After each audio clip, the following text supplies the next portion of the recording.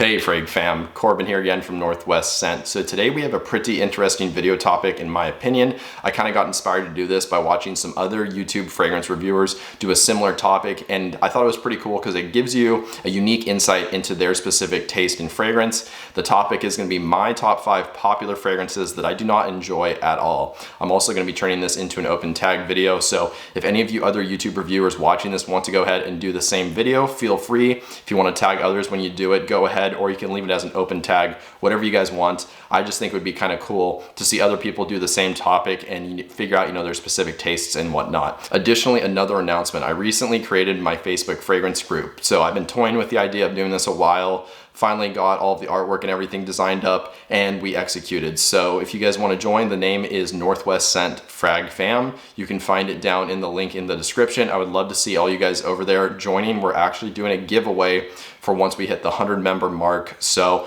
we're at about 70, 75, somewhere around there right now. So go ahead and join. Maybe you can be entered into the giveaway. We got other cool stuff going on over there as well. So again, check the link down in the description below. So with all that out of the way, if you guys are interested to hear about this topic and my 5 fragrances that I do not enjoy, please stick around. But first, let's roll that intro.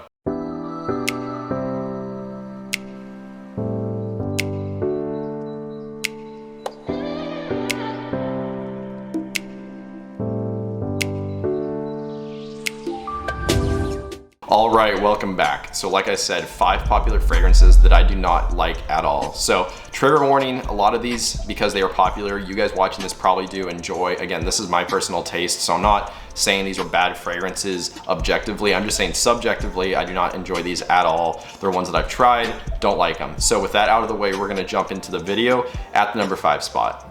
And starting us off at the number 5 spot, I will put a picture on screen. This is from Giorgio Armani, and this is Acqua di Gio Profondo. So this is a release from last year. I was really hyped about this one. I wore the original Acqua di Gio for a long time. That was one of my first fragrances, loved it. So I was looking for something newer, just kind of more modernized basically. So that's what this fragrance promised. And for me, it was just a total blow. They just did not deliver for my personal taste. This one has notes of aquatic notes, there's aquazone, some citruses, I think there's a little bit of rosemary and lavender in here, and then mineral notes. So looking at the note breakdown, sounds really nice. You get these green notes, there's aromatic lavender, some citruses, aquatic notes, lots of good stuff going on. However, for me, this fragrance just completely fell flat, did not like it at all. I blind bought a bottle. I had it for a couple of days, I think, and then I sold it. Even recently, about a month or 2 ago, I went and tried it again at Ulta just to see if I liked it, tested it on paper and my skin, just tried it out a little bit, waited till I got home, did not like it at all. It's giving me the same weird BO smell, and for me, that's why I don't like it. It's giving me almost like the smell of sweat, which is not how I want to smell. You can get that DNA underneath. It is bright, citrusy, but I think the mineral notes here are what's giving it that weird kind of BO smell for me,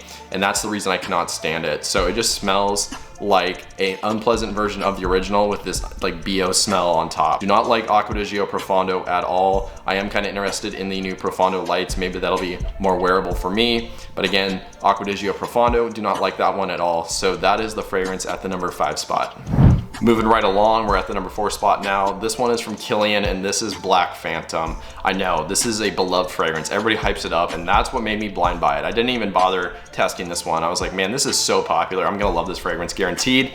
Did not like it. I even got a sample recently, and I still don't enjoy it. So I've given it 2 shots. I owned it, I wanna say almost a year ago. Again, sold it off basically immediately, got a sample recently, still don't like it. Now this one has notes of dark chocolate. There's rum in here, caramel and coffee, sugarcane, almond, etc. It's a gourmand, and the note breakdown sounds amazing. And hearing about everything, seeing the note breakdown, I was like, this is gonna be an awesome fragrance. Did not enjoy it, and the reason being is it doesn't smell bad per se, whereas the last one smelled like actually bad to me. This one smells okay, but it is so strong and it gives me this headache that I just cannot shake, and it lasts for as long as I can smell the fragrance. So this is just headache inducing for me, just way too rich and strong, and that's just why I don't like it. So a great fragrance, I can objectively say that, it has great performance. I can see why a lot of people like it, but for me, it just makes me feel really nauseous. So not a good fragrance for me at all. So again, at the number 4 spot, that was Kilian's Black Phantom.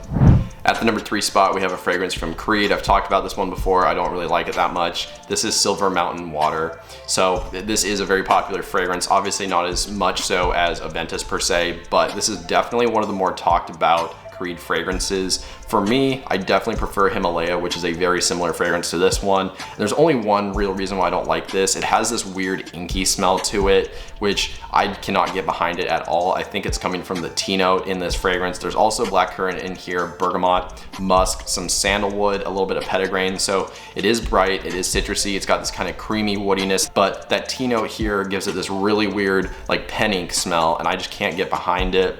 And that's like the only thing I can really smell when I'm smelling this fragrance. So there are good alternatives to this one. There's Mephisto from Xerjoff, which I did acquire recently, and I actually like that one a lot. Reason being is it's a very similar DNA, but it's basically just that DNA with the inky note removed. So there's no tea in there, so none of that inkiness. I enjoy that one a lot more. So again, this isn't one where to me it necessarily smelled bad, but that ink note just for me I cannot get behind, and that's why I enjoy the Mephisto version a lot better from Xerjoff. So again, at the number 3 spot, popular fragrance that I do not like, that is Creed Silver Mountain Water. So at the number 2 spot, we have a fragrance that is arguably the most popular cheap fragrance out there. When I say cheap, I mean like sub $20 for a full brand new bottle. This one is from Nautica, and this is the original Voyage. Again, this is a fragrance that I've talked about on this channel before. I own a lot of the flankers. I have now the sport version, I have the heritage version, and N83. And I like N83 a lot, but I like all the other flankers as well. It's so strange that the original is the one that I don't enjoy.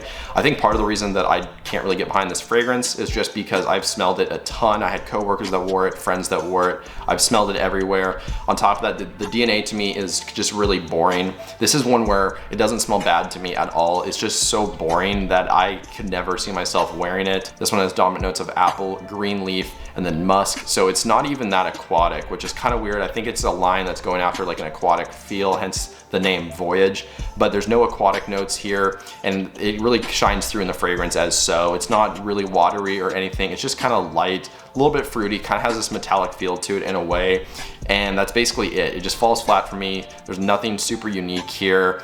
The performance is okay for a cheapie, which I can't knock, but again, the scent itself to me is just really boring, and I've smelled it on way too many people. So again, at the number 2 spot, that is Nautica Voyage.